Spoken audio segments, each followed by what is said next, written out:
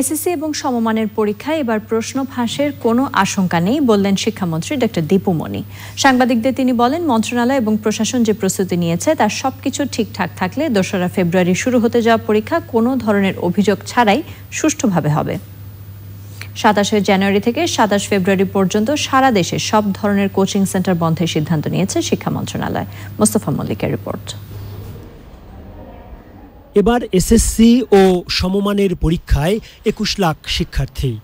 পরীক্ষার প্রস্তুতি নিয়ে আইনশৃঙ্খলা বাহিনী ও বোর্ডগুলোর প্রধানদের সঙ্গে মন্ত্রণালয়ের বৈঠক শেষে সাংবাদিকদের ব্রিফ করেন শিক্ষামন্ত্রী।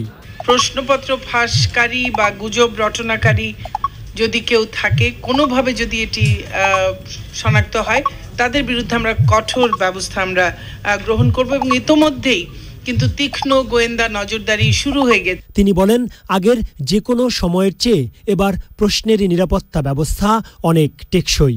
নিরাপত্তার যে খামে করে প্রশ্ন যেত, সেই খামও এবার অ্যালুমিনিয়াম ফয়েল দিয়ে বিশেষ খাম তৈরি করে সেটি দেয়া হচ্ছে। আমরা জঙ্গি দমন করতে পেরেছি এই দেশে। আমরা মাদককে দমন করবার জন্য এখন কঠোর ব্যবস্থা নেওয়া হচ্ছে।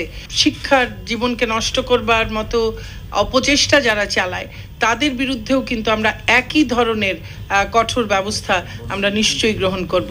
সামাজিক যোগাযোগ মাধ্যম কেন্দ্রিক গুজব বন্ধে বিটিআরসি এবং তথ্য মন্ত্রণালয়কে প্রয়োজনীয় দিক নির্দেশনা দেওয়া হয়েছে বলে জানান মন্ত্রী।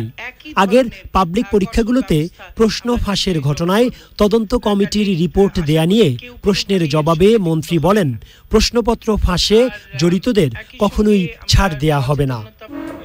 Mostafa Mallik, channel i, Dhaka.